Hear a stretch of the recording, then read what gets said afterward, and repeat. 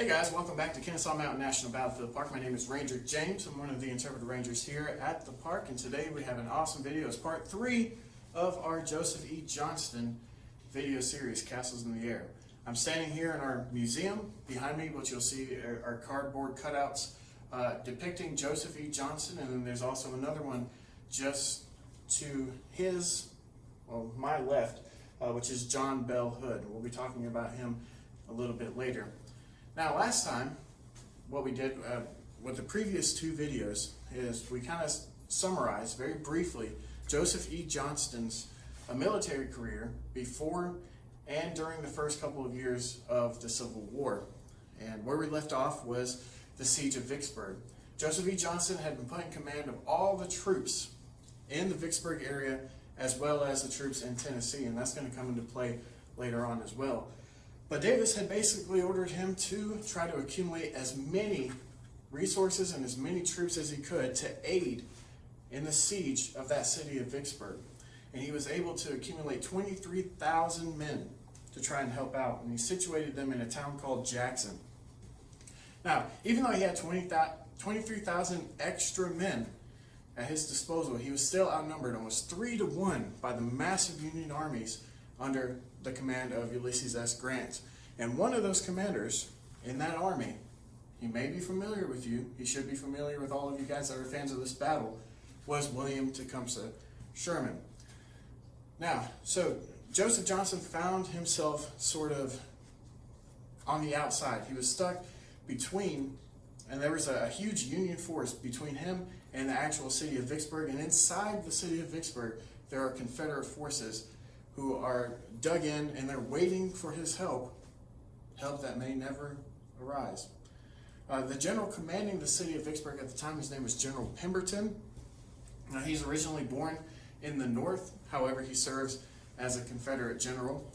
And Joseph Johnston pleads with him to give up the city. Just give it up, take all of your troops, 26,000 Confederate troops that you have under your command, and try to join me outside of the city. What we'll do is we'll lay battle against Ulysses S. Grant's forces, and in his mind, Joseph Johnston, the city could be won back. However, those troops that were stuck inside, they were irreplaceable. Pemberton would refuse. Now, eventually, Joseph Johnston was ordered by Confederate President Jefferson Davis to finally make a move against the city of Vicksburg, against the besieging Union army, but by that time it was too late. Pemberton had already surrendered the city, and it fell on July 4th, 1863, along with the 26,000 Confederates that were inside. Now, eventually a lot of them would be paroled. However, it was still a huge blow to the Confederacy. They could not afford to lose 26,000 men at that time. And to make matters worse, Vicksburg, which lies right on the Mississippi River, with the fall of that city, the Union Army now controls the entire Mississippi River. That's going to be a huge blow when it comes to being able to get supplies throughout the Confederacy. Also, it's going to cut the Confederacy into 2 parts. So that's really important. Now, when Davis is asked about why Vicksburg fell, he didn't have anything nice to say about Joe Johnston. It was suggested to him that the city had fallen for want of provisions, because remember, they were besieged. And Jefferson Davis would reply, yes, from want of provisions inside and a general outside who wouldn't fight. That was his perception of Joseph Johnston. On top of all of this, the feud that's building up against Joseph Johnston and the president, Jefferson Davis, is beginning to hit the newspapers there in Richmond. And just like today, the media, often cases, there's different sides that they tell and are skewed one way or the other. The Richmond Sentinel, which was a decidedly pro-Davis newspaper, wrote, "The people are asking, and the world will ask, where was General Johnston, and what part did he perform in this grand tragedy? In answer, it will be said that with an army larger than when the first battle of Manassas, he made not a motion, he struck not a blow for the relief of Vicksburg. For nearly 7 weeks he sat down in sound of the conflict, and he fired not a gun. He has done no more than sit by and see Vicksburg fall. Meanwhile, on the other side of things, anti-administration newspapers were saying the following, or they were publishing the following. Johnston's brave little army was expected to work miracles and accomplish impossibilities, and because it did not, he, General Johnston, has been roundly censored by the quasi-presidential organ at Richmond. Now, Mary Chestnut, who was famous for her diary that she kept during the war, her husband is on the staff of Jefferson Davis. She would put her 2 cents into this problem as well. She would say, "The president detests Joe Johnston for all the trouble he has given him, and General Joe returns the compliment with compound interest. His hatred of Jeff Davis amounts to a religion. With him, it colors all things." But both these men would have to swallow their pride. Again, Joe Johnston is in command of all forces in Tennessee as well as in Mississippi. It's all forces in the West, and things are beginning to build up to a crescendo in Tennessee. You see, Ulysses S. Grant, after capturing Vicksburg, he's moved over to the Tennessee area of operations. The reason behind that is the city of Chattanooga is being occupied by Union troops and is being besieged by Confederates. So it's kind of the opposite of what happened there at Vicksburg. And President Lincoln calls on Ulysses S. Grant to try and break that siege. And he's actually able to. And in one swift motion, the battles of both Missionary Ridge as well as Lookout Mountain occur, and the Confederates are driven away. The Confederate Army of Tennessee is driven away from Tennessee. And their commander, General Braxton Bragg, best friends of President Jefferson Davis, he resigns after that. And Jefferson Davis resolves to put Joe Johnston in command of the Confederate Army of Tennessee. And that's really important. Those soldiers that he inherits, they're starving, they don't have any supplies, so the first thing he does during the winter of 1863 and into 1864 is he gets them fed, he gets them clothed, he gets them trained again, he bolsters their morale. He also gives them the opportunity to go on leave and to see their families, again to boost up morale. And he's able to craft a fighting force that's capable of taking on almost anything. Almost anything. You see, this is where the Atlanta campaign starts. In preparing for this campaign, William T. Sherman would describe it as follows: "All that has gone before is mere skirmishing. The war now begins."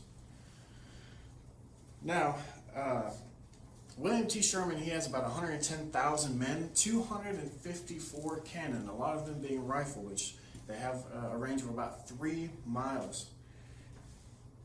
Lincoln had promoted Ulysses S. Grant after the Chattanooga situation to lieutenant general. It's the first time that anybody has held that rank since the Revolutionary War, since George Washington. He is in command of all troops for the Union Army.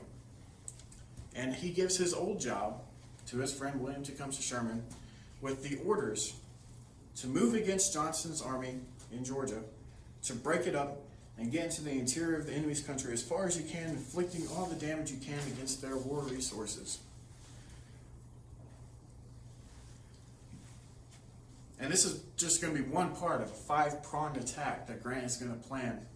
And he himself is going to lead troops against Robert E. Lee in Virginia. Now, to contrast, against William T. Sherman's 3 armies and 110,000 men, Joe Johnston has one army of about 60,000 men, 40,000 at the very beginning of the Atlanta campaign, and he's got about 194 cannon.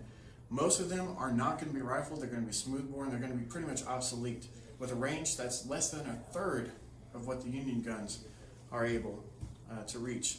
Now, the Confederate government, of course, is going to be on Joseph Johnston. They're going to expect him to be aggressive, to go after the Union Army, and to push them back and win back Tennessee.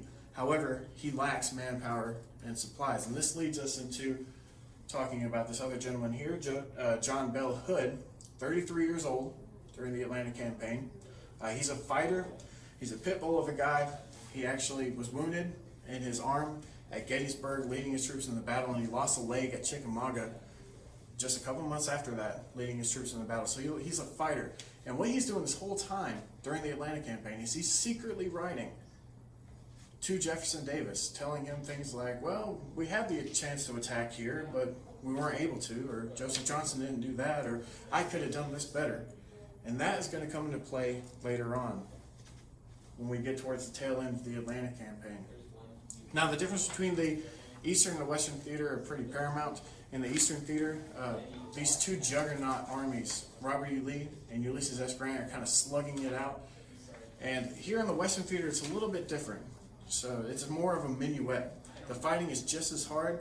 It's trench warfare. It's nasty business. However, at every angle, Sherman is able to kind of grab onto the Confederate army using part of his army and then move around them, continuously move around them, all the way down what is now 75, what was then the Western Atlantic Railroad, as they get towards the city. Joe Johnston's plan for this is to spare the blood of our soldiers by fighting under cover habitually and to attack only when bad position or division of the enemy's forces might give us advantages. So he continuously falls back positions, fall back. And his idea is that if he can just prolong that Union advance, they can fall back to the defenses of Atlanta, they can start a siege, and it might buy them some time. From Rocky Face Ridge on the 1st of May to Resaca to Dallas, eventually Sherman is able to continuously turn the Confederate flank and gets Joe Johnston to fall back. Within 6 weeks of the Atlanta campaign starting, these two massive armies, 170,000 collectively, are slugging it out in the trenches of Kennesaw Mountain, just 20 miles from the city of Atlanta. So join us next time when we conclude Joe Johnston Castles in the Air. We talked about the ending of the Atlanta campaign, kind of what happened in North Carolina, and eventually Joe Johnston's death. So thank you. See you then.